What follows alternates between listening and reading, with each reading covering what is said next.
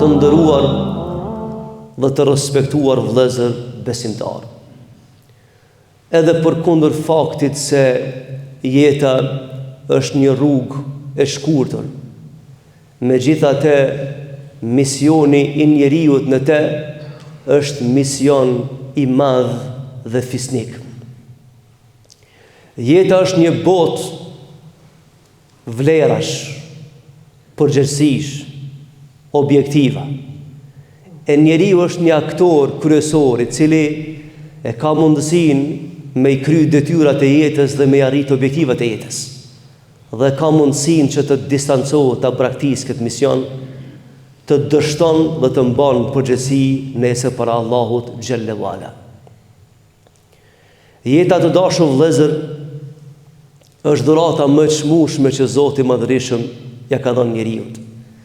Andaj njeriu i mençur është ai i cili e merr seriozisht jetën dhe detyrat që ja jep jeta.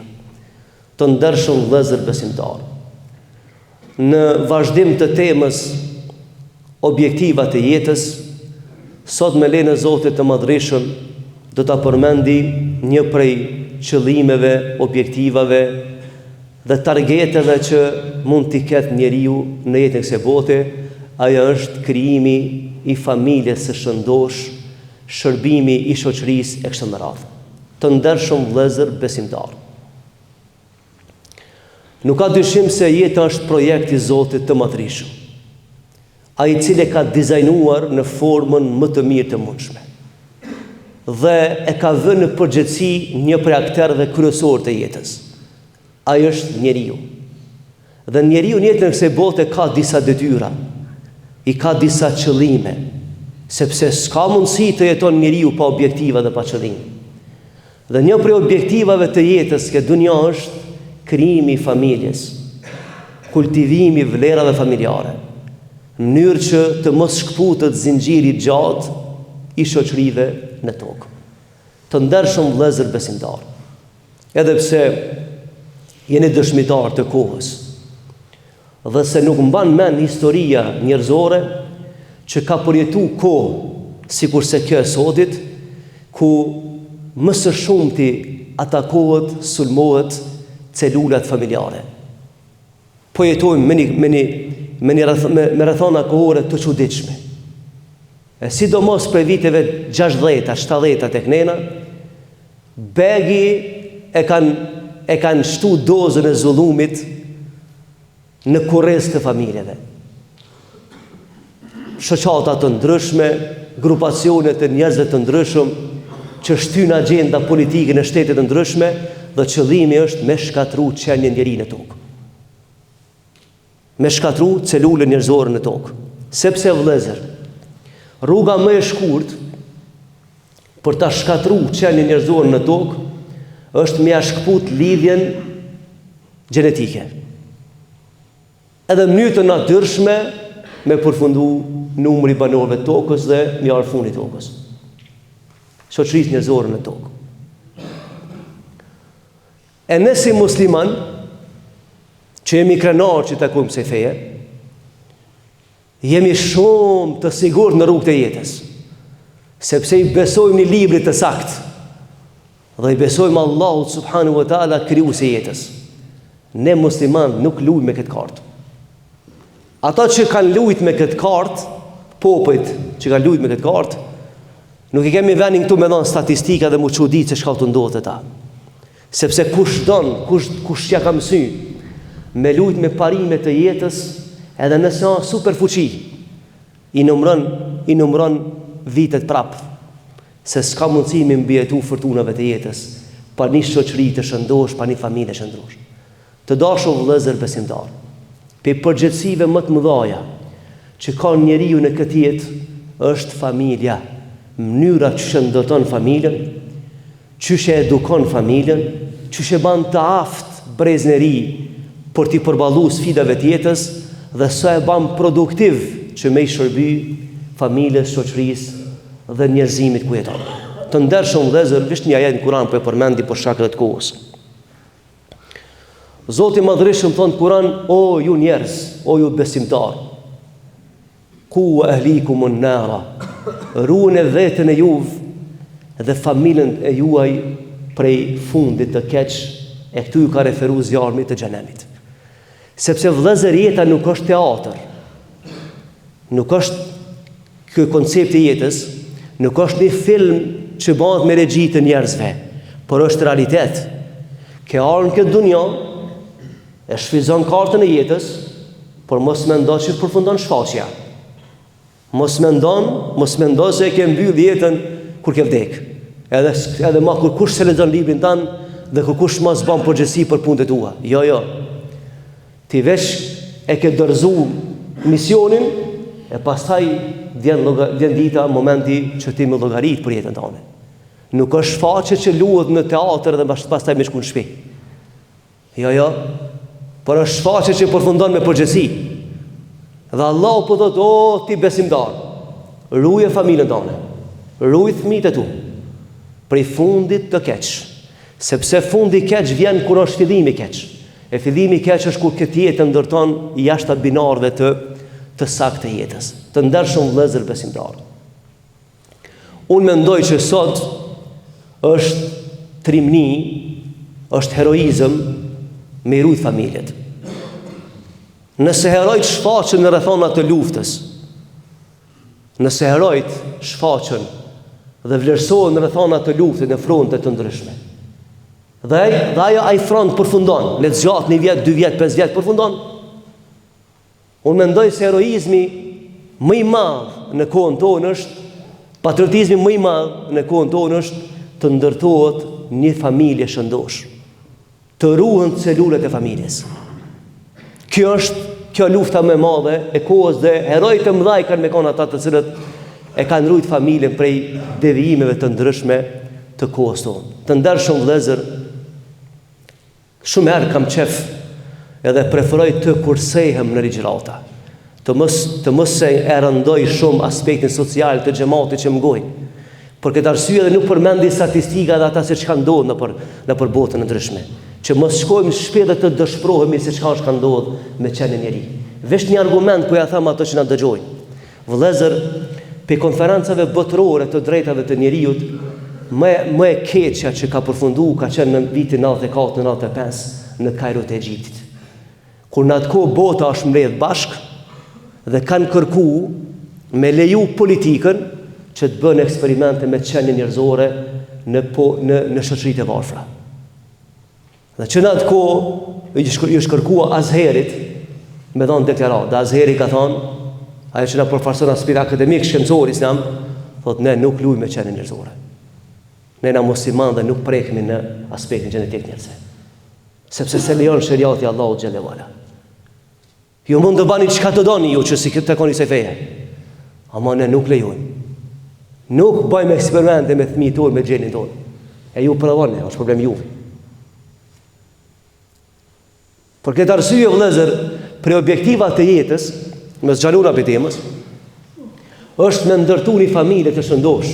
E pastaj ku vjen funi me dalë për kësaj bote, momenti, ti si prind në shtrat të vdekjes, me këshir në fytyrë fëmijën tanë, edhe me kanë krenar që ti e ke përgatit për jetë. Ndoshta edhe më mirë mi pa fëmijët, mi pa nipat dhe mesat, edhe mi këshir në synë, edhe me thonë Zotun e përfundua misionin, me faqet bardhë. Unë i lash trashëgimtarët e minë njëtën se bote, dhe i pres të takohemi në xhennet. Sepse Allah tha në Kur'an, në xhennet do të hyjnë ata të cilët i kanë ruajtur familjet, do të bashkohen bashkë në familje në xhennet. Ky është misioni i njeriu, misioni më i madh. Mos ki frikë ku dal për kësaj bote, sepse kena medalë vllazni. Ama frika çish po dalmi dhe kanë po la mrapa. Sidomos këtë jetë, këtë kohë që çmenduria i ka prek kufit. Çmenduria njeriu i ka prek kufit. S'ma men historia njerëzimit si degradimi. Por ne me muslimanë i qëndrojmë besnik familjeve tona. Let luajnë popujt tjerë. Dhe bëja një shembull thjesht sepse çdo që diskutohet, marr një shembull e Evropën. Që ta hap një shembull dhe ti e kupton çfarë po flas. Vëllezër, për 90 vjet prej 24% të popullatës së përgjithshme të botës, për 90 vjet Evropës i ka rarë në 7%. Për 24% që kanë përbën evropianët shumën e popullatës përgjithshme në botë. Për 90 vjet, për 24 i ka rarë 7%. Pse? Sepse ligjet antifamilje e kanë tkur Evropën. Edhe kur shkon ti nëpër metropolet e Evropës, shellën gjyre tjetër. Pse? Sepse kur luan me celulat familjes, kemi lanë bosh ato ndërtesa. A njeriu është kriju me jetu me familje. Mund të bëjmë gabime të ndryshme, po jo në celulat familjes. Nëse jemi perfekt, as musliman s'jemi perfekt. Kemi padrejsi në shtetet tona. Kemi shumë padrejsi të maja. Ke shpërdrim pasuri, gjithçka kena. Por ama themelit nga të forta. E themeli kryesor mbi cilën ndërtohet një shoqëri është familja. Themeli kryesor mbi cilën ndërtohet kurrizin që e mban civilizimin njerëzor është familja. Kur të prishet kurrizi s'ka më familje. S'ka më shoqëri. Duke kemi fjalën këtu, jap një shembull thjesht të Resulullahit. Ka ndarë 3 persona të pejgamberit sallallahu alaihi wasallam. Edhe me kërku konceptin e jetës, me pyet pejgamberin se çka është koncepti i jetës. Edhe çish bëhet njëri devotshëm këtë dunjë. Mi pa ata kishin keq kuptuar misionin. Njëri tha ja Rasulullah, ta kam vendos tani jetën me agjëru. Dhe pejgamberi po i ngon. Sepse edhe në kohën tonë jemi sprovu me këtë mentalitet të trive tonë. Vin disa tri vëllezër, popullit tonë, që janë krejt aot në pikpamje të jetës, edhe tregon hoxhës çka është devotshmëria. Çish praktikohet Islami. Por ditë kemi raste të tilla. Ne na vjen gjuna për gjendjes ti, se e ka keq kuptuar dinin, fejen. E pse ka keq kuptuar problemin tina? S'është joni. Dhe ky tha ja Rasulullah, kam vendos tani jetën me agjëru. Dhe pejgamberi po e ngon. I dyti tha ja Rasulullah, kam vendos ta une pej santi tan natën kur mos me fjet të bë namaz. Okej. Edhe i treti tha ja Rasulullah, tha për më kanë i devotshëm në jetë, kam vendos mos më martu. Dhe pejgamberi po i ndëgjon, e di çfarë tha pejgamberi.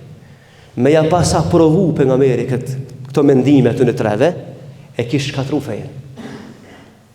Po pejgamberi sa më tha, ati të parit që agjeron të ati, a i ma i devotshëm se pejgamberia. Thonë sa agjeroj ta njetën, agjeroj ku vje muj Ramazan. Thonë agjeroj të hanë dhe tejte, edhe agjeroj ditë e mëdhaja. Ta shoj agjeroj unë, se tja ma i devotshëm se unë, ja qka? Qysh punon nesër ti pra? Me ta pasba Allah u legjë me agjeru të në vitin, shak që banti? Pa Allah është i gjithdishme, e ka projektu këtë din që i ban dobi njerit, jo që i ban t'i vrash për njerit. Rasulullah e tha, une nuk agjeroj të njetën. Ati dytit i tha, o ti filan. Tha nuk është prej fejes me nejta natën quti. Allah u ka thënë Kur'an ne kemi ban natën për qetësi e punën, ditën për punë. Dhe ka nërë përfundim shkencëtarët më së shumti që shkatron trunin e njeriu të është pa gjumësia natën. Sa Allah ka thënë Kur'an dhe ne kemi ba natën për gjumë e ditën për punë, kur të humbë diellit edhe të përfundon tjetër atmosferë ka në qiell, të në atë kohë dhe të me kanë fjetë për me ushqy trunin për me gjumit. Për në që ka trohesh. Ai që të ka kriju të ka përshtat me kohë, të ka përshtat me natyrë. Rasulullah e thonë e flej natën o njeri. Kush ka thonë se zva me vjeta natën ti? Si ku ta 3 tonë vinë, agja kam një halë. Qfar halli? S'kam vullnet për punë. Sa flenë? Valla s'flej natën unë. Qësh me pas vullnet për punë ti? Jo, 3 ditë unë me kanë me ty shok natën mës me fjetë, unë gjëma s'dalë ma, se s'kam qish dalë ma. Qish u shetë runi pa fjetë? E ka një halë të madhë këtë djallëri, dhe s'kam vëndet për punë. Pse si vëndet për punë? Kam qysh që kjo rarën e fjetës, valla hoq, plej ditën, shumë natën, rriqur. Ju pëti shumë mirë, ko kështë. Qysh është dhe mund shmija? E pëse sa tem kjo në aspektin psikologjik më spjegu që shu shejet truni natën. Me rahmetin Allahu Gjelle wa Ala, me urdhin ati që ka kriju dhe ka përsosë gjithë shka, ti flenda i të shqe natën. E ti shosh pasaj në sabah, i vullnet shumë. A Rasulullah e tha, unë nuk flejnë, unë e tha nuk rriqu të natën. Unë e flejnë, tha, ma si ta falë namazën e acis, edhe qona para sabajt, baj namaz, edhe priti sabajt në pastaj talë në punë. Tjetë dhe ti që zdënë mu martu, me kriju familje, me rujt familjen. Tha, unë jam i dërguar e Allahut. Allah më ka thonë se duhet mu martu njëri. Ai që ek dorë për martesa, ai ka ek dorë për detyrave të jetës. Ai mashkull, ose ai femër e cila ek dorë për martesës, ai është e paaft për jetën e vetë. Leni prallajit në flasin e për media. Sepse ai që ek dorë për kësaj detyre, ai do më të kallëzu se është i paaft për jetë. Ai do me dekapitulu zinxhirin e familjes. Dhe me usil rrugëve të jetës, pa një përgjësi. Pa Rasulullah e thonë jam i dërguar i Allahut të martona. Edhe unë kam familje dhe rriti familje. Pra vëllezër të dashur, objektivat e jetës janë këto. Një prej tyre, ndërtimi i familjes. Dhe ne sot na ka me lenë e Zotit Madhërisht, me rahmetin e Tij, kemi ardhur këtë kohë që po sfidohemi në këtë pikë. Por ne jemi thtarë të kësaj feje të madhe, kena me i qëndru besnik porosive të Allahut Gjelle Vala, ne do të ndërtojmë familje të shëndosha. Do të bëjmë pamundërën që t'i frymëzojmë brezat e ri me jetu me parime të shëndosha, familjare, shoqërore, njerëzore. E pastaj tjertë, le t'ja qesim pikën si sot populli që kanë qef ata, e ne do të qëndrojmë rrugëve tona, sepse një besimtar i cili s'ka ndërtu familje të shëndosh, ai ka me shku te Zoti Madhërisht me një plagë të madhe, e përgjegjësia është shumë e madhe. Kur të pyet Allahu në urtë të Siratit për emanetin e familjes, ka thënë Allahu në Kur'an do t'i kafshojnë edhe durët e tyre pejtmerrit. Sa Allahu ka më pyet cili ka qenë roli yt si prind në familje. Çish ke marrë guxim me ndërtu familje të keqe. E pastaj që t'ja rrejtën që shdushti. Por ne do të shkojmë te Allahu xhelalu ala. Pra këtu pe përfundoj për shkak kohës, duke lutur Zotin e Madhërisht që të na forcon, të na vetëdijson. Walhamdulillahi rabbil alamin. Al-Fatiha.